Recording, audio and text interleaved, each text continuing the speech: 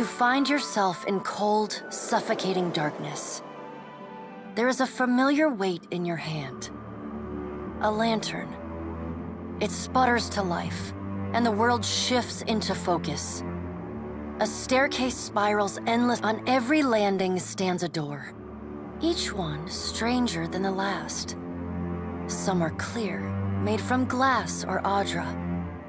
Others still are locked with chains and bars. You hear the ringing of a small bell far above you. It is joined by another, then another. The torrent deposits you in front of an open door carved in the constellations of Aora. Each star indicated a wave of blistering heat hits you. Then a sea salt wind. Divine voices boom and screech. Their words shake the platform beneath you, shake the very air around. Lay your blame elsewhere, Wodica. I won't suffer your arguments any longer. Mogren looms large before you, an accusing finger leveled at the melted visage of Wodica. Wodica screws her mouth into a sneer. You fool! If only we had attacked him when I first proposed it. Accusations drip bitter as bile from her tongue. You would dare interrupt me? Wodica extends a hand. The pallid knight looks down at you, a frown etched deep in her otherwise statue-still features. I am afraid we are not at our best. The Watchers return. Perhaps we should hear what she has to say. Helia's Is there nothing we can do? Helia asks. Mogren glances at the pallid knight from the corner of her eye. After a thoughtful pause, she speaks. The time has come for us to seize the power we have long left untouched, and Andra nods, her lure bobbing bright. Terrible I did, and I was scolded like a child for my terrible audacity. Should we be killed, we may possess the bodies of our godlike children. Or should we face a force too powerful to stand against? Helia's wayward daughter and Andra's precious son, yes, they would die. Them and thousands of others. The pallid knight speaks with the chilly temperance, possessed only by the god of death. They are our children. They belong to us. It is their birthright and their destiny. But the time for that plan has long passed us by. Are we to keep nothing for ourselves? Not a single secret retained? Not a solitary mystery? While Mogren elbows one of Wal's floating eyes away. Aethys will lay bare our every secret soon enough. What is one or two revealed now? But we get ahead of ourselves. First, the Watcher must get to Ukaizo, and that will be a trial all its own. Mogren says. Mogren smiles. You might change your mind when you stand before it. The Guardian of Ukaizo has stood watch over that place for millennia. It will not stand aside, not even for Bareth's herald. Helia, who had been lost in quiet, anxious conversation. Of course. Our progenitors crafted it. Mogren says. And the Watcher will be forced to reckon with it if she wishes to confront Aethys. The birds at last linger too long, and Mogren slaps them away. They... Ah, there is that heady mix of kith ferocity and hubris Mogren so admires. Wodica says. Go prepared, Watcher.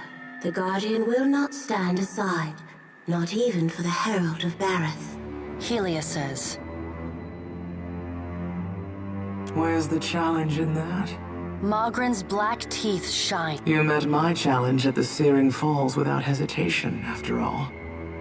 And when Firga faltered, you restored her faith in me. There is another topic we have yet to address.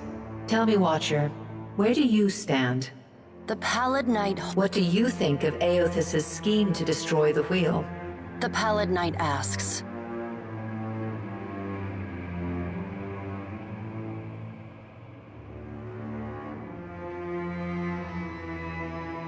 You're a fool to trust him. He does not have your best interests at heart. Aethys loves the mortals more than any of us. He has always been their greatest champion. Mogren says. He believes Kith will rise to his challenge. I am not so sure.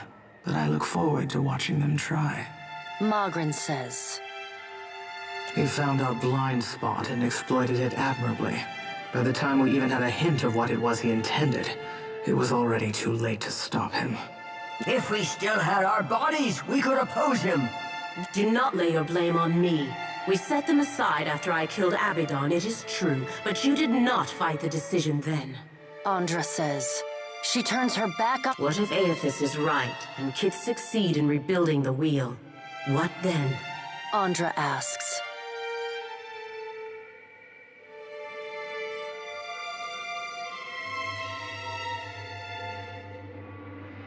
Wal's many eyes bounce and blink in quiet delight. That would be quite amusing indeed. And what if they fail? Then they die. And so do we. We have to help them. Worika drives her fist into her hand. Help them? We should finally bring them to heel. The Pallid Knight raises a hand and stares at Worika until she falls silent. Watcher, Aethys yet values your counsel. The Pallid Knight says. The Pallid Knight's eyes bore into yours. An impassioned plea from the Hound of Aethys may still temper his actions. Confront him at Ukaizo. The future of Kith and the gods rests on your shoulders, Watcher, so I hope that you do. Time moves swiftly away from us now. Go, Watcher. Do what you must. The edges of your vision You will not fail. The Pallid Knight conjures a blinding white light in her palm that swiftly grows to engulf the room. You come to flat on your back, staring at an all too familiar ceiling. Alone, once.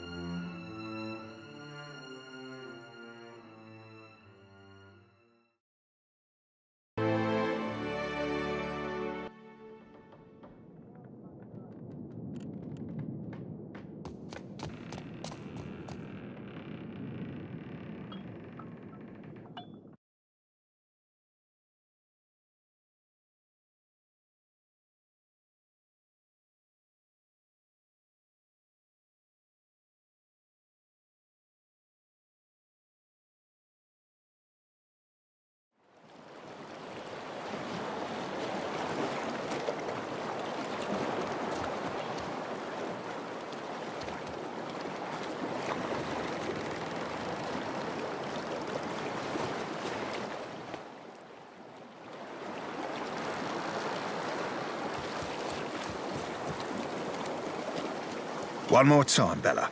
Who be the Eye Queen Sea Devil of the Deadfire? Molnage! Aye, that she be, lass. That she be.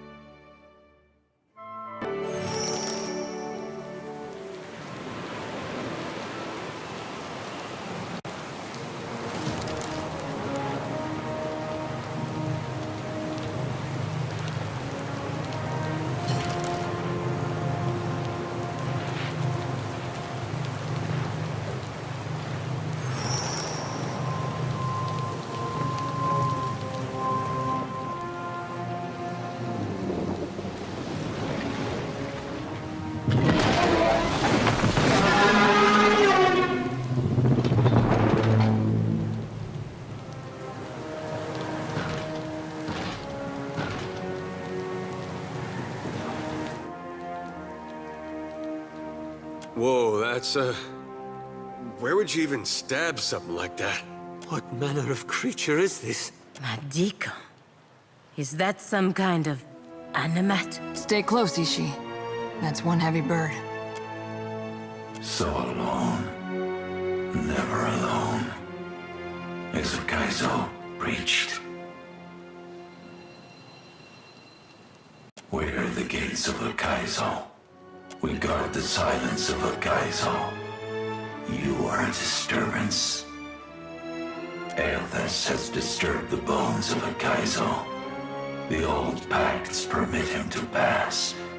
But you will go no further. Kaizo is closed. The gates are barred. Our covenant with the Old Ones does not forbid questions.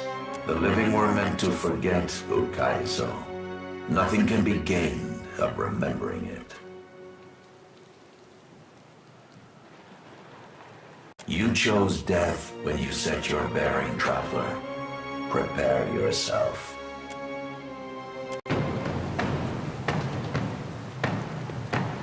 No prisoners! Ha!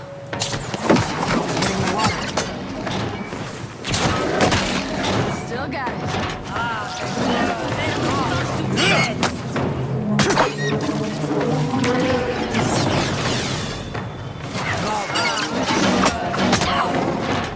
Hey, watch it with that.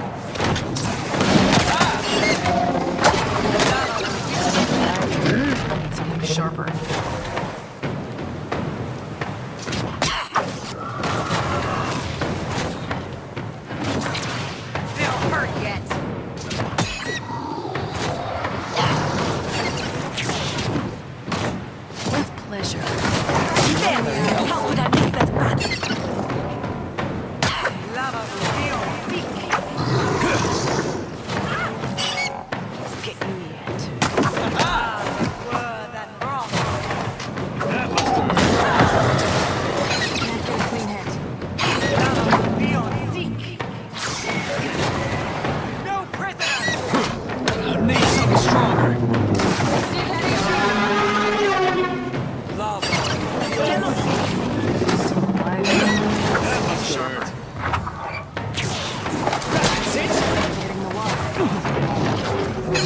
This thing isn't doing the job.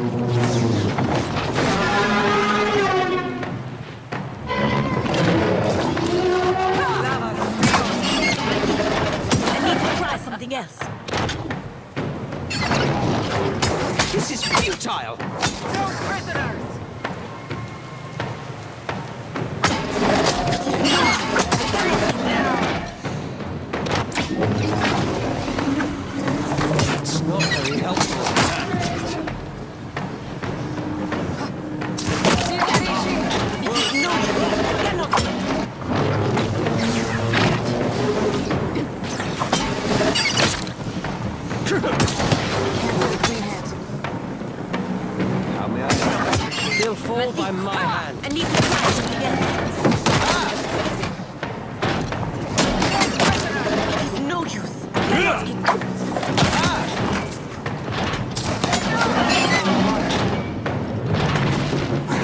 This is futile!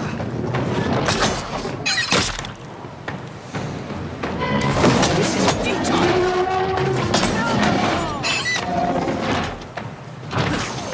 This is futile!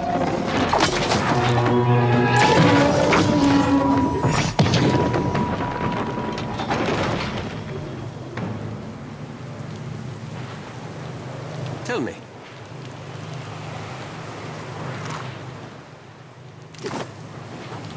No trouble at all.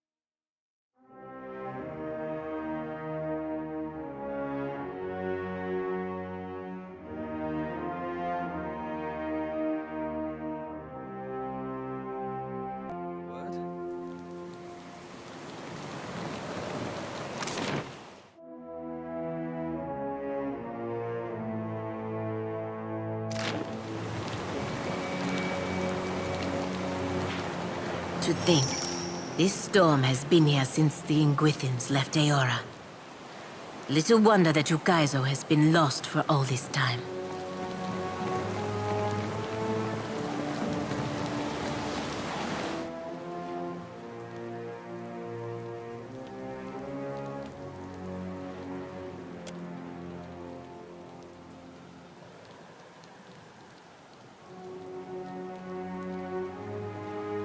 So, here we stand on Lost Ukaizo.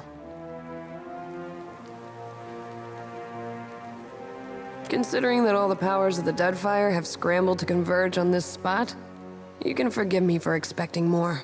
My parents gave me an earful about the horizon-spanning beaches and towers reaching beyond the stars. All I can see is good folk tussling over a wasteland. Time to confront Aethys, hopefully for the last time. You know what you're doing?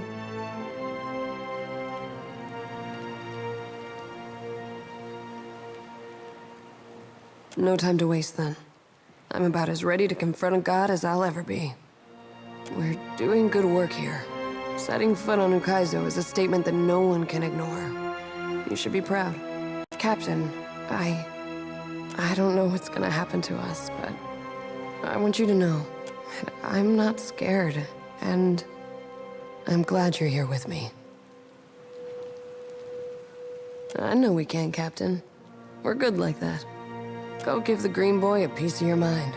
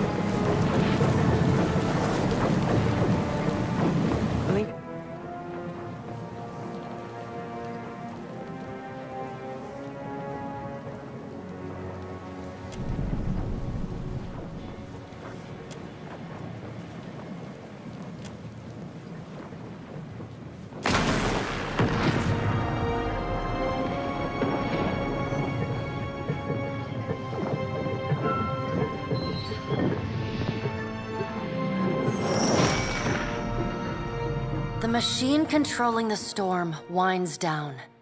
The clattering of its machinery settles into a low whir and then, at last, hiccups to a halt.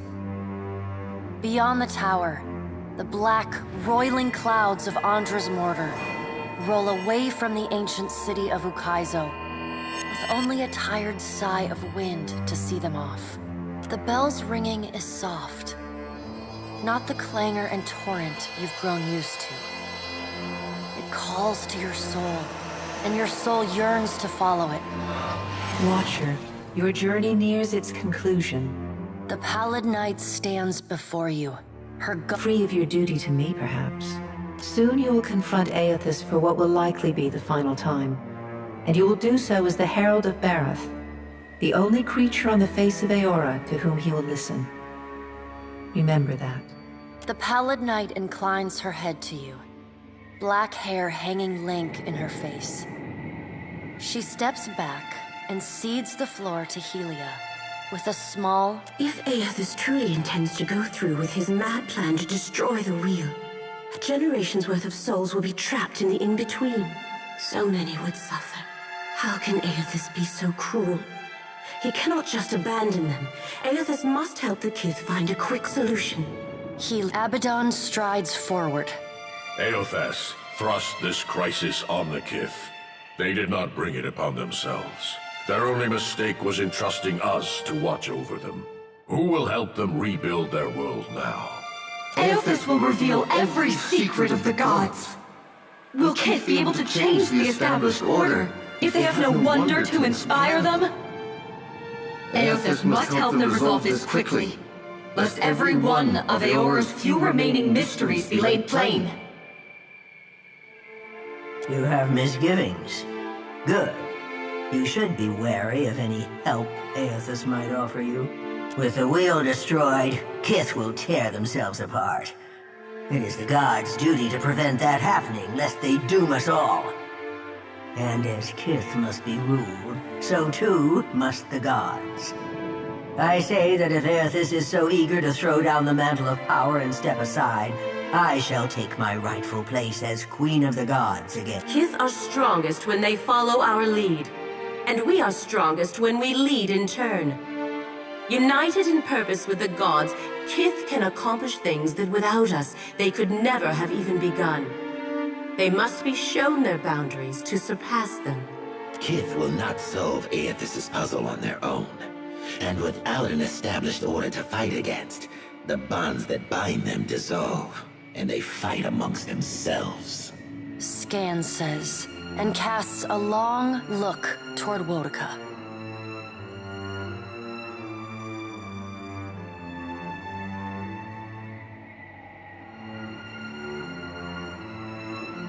You underestimate your kind, Watcher. Wodica's firm hand is but the motherly smothering of Helia by another name. Mortals should have no special advantages. Only once Kith have striven to improve themselves through trial will they truly know their measure. Kith must suffer to find their strength if they are to survive the world into which Aethys drags them. Galawain says. Our intervention in your struggle would be a cruelty and counter to our purpose. Galawain says. Indeed. Kith must discover for themselves what it is they are worth, and of what it is they are capable. What we do for them, they do not learn for themselves. Trial breeds ingenuity. If our work of generations was not in vain, I have faith in Kith's ability to meet Aethys' challenge. Do not mistake my words for indifference, Watcher. They are born from a fierce belief in your potential, not a refutation of it. And yet you come to Ukaizo alone, with none at your back. All that Kith stand to lose. And even then your leaders could not join hands, squabbling instead over prestige and resources. You believe that will change when my final death comes calling? Margaret is blinded by her affection for mortals. She does not see that entropy is the destiny of all things. Kith have had their chance. It is time to let silence. As Rimmergon's words fade, the Pallid Knight returns. She no longer towers over you, a giant even among the gods, but meets you at your height. She lets the arm— Well, Watcher, you know where we stand. What do you believe?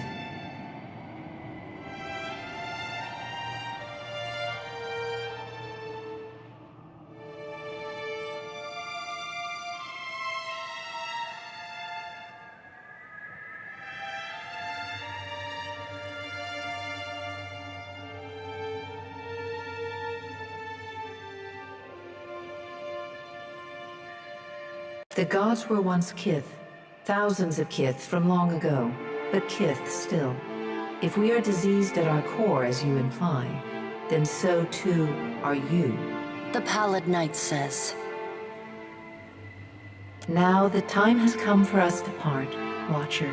I laid upon you a difficult duty, and I know you desire to be free of it. You will be in time, but you are no stranger to hard choices. You killed Theos, and when his soul was laid bare before you, you chose to return it to the wheel. You may remember the strength it took to make that choice, and know that you alone may sway Aethys now. When you stand before him, choose your words carefully. She claps her gauntleted hands together, and a sound like thunder rumbles through the room. As the floor crumbles and falls away beneath you, you hear the sound of a single bell ringing, and beneath it, the faintest whisper.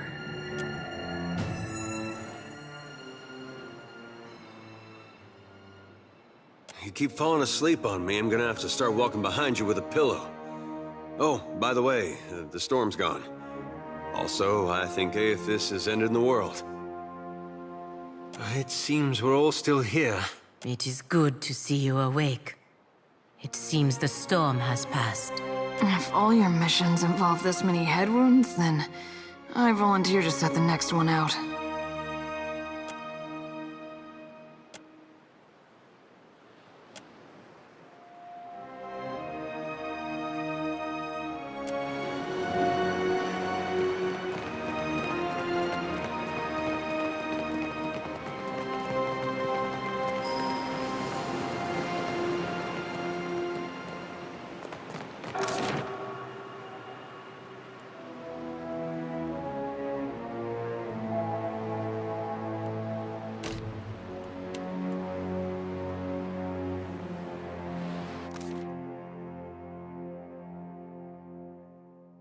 Could I speak with you?